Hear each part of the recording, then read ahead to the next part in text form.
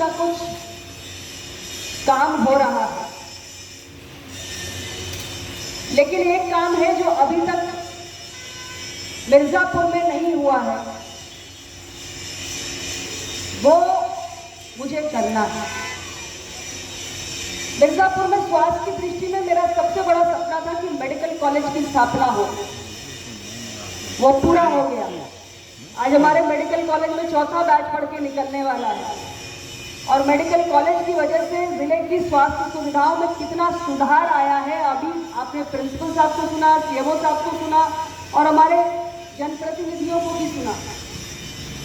इसके अलावा और भी बहुत सारे काम स्वास्थ्य के क्षेत्र में हुए। हमारे यहाँ 100 बेड का मदर एंड चाइल्ड हॉस्पिटल बना।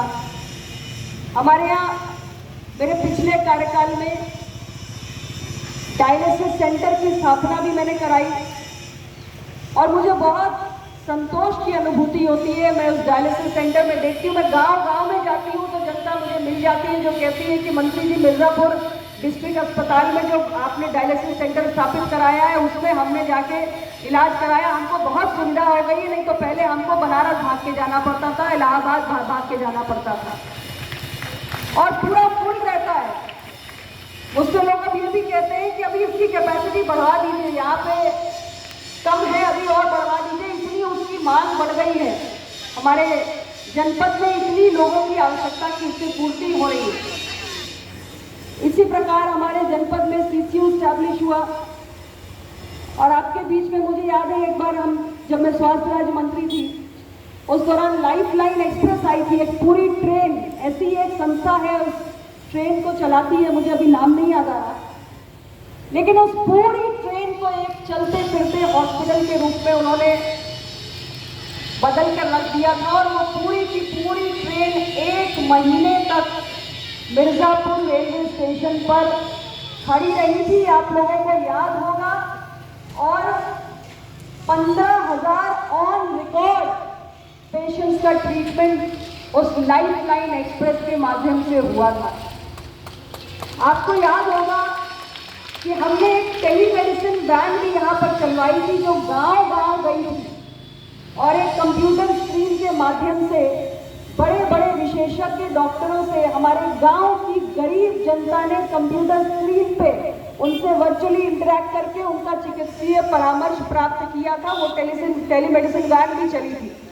तो इस तरह के अनेक प्रयास होते रहे हैं, लेकिन मन में एक इच्छा थी कि लगातार कोई ऐसी व्यवस्था होनी चाहिए कि एक चलता फिरता अस्पताल हो जो जनता के बीच में घूमता रहे, निरंतर घूमता रहे। क्योंकि मैं रोज आपके बीच में रहती हूँ और मैं गरीब से गरीब बस्तियों और मजरों में जाती हूँ और मैंने देखा है कि मिर्जापुर की गरीब जनता को सही मायने में एक चलते फिरते अस्पताल की सुविधा की आवश्यकता है। इसलिए मन में ये विचार बार बार पहुंचता था कि मोबाइल मेडिकल यूनिट किस प्रकार लाई जाए। मैं आज आप सबकी ओर से भारत सरकार के पेट्रोलियम और नेचुरल गैस के मंत्री सम्माननीय श्री हरदीप पुरी जी को हृदय से पूरे मिर्जापुर जनपद की ओर से आभार व्यक्त करना चाहती हूँ। मैं उनसे जाकर मिली, मैंने उनसे आग्रह किया और उन्होंने सोनभद्र को कई बार देखा है, क्योंकि सोनभद्र के राज्यसभा के सांसद होने के नाते भारत सरकार के मंत्री के रूप में सोनभद्र के वो प्रभारी भी हैं।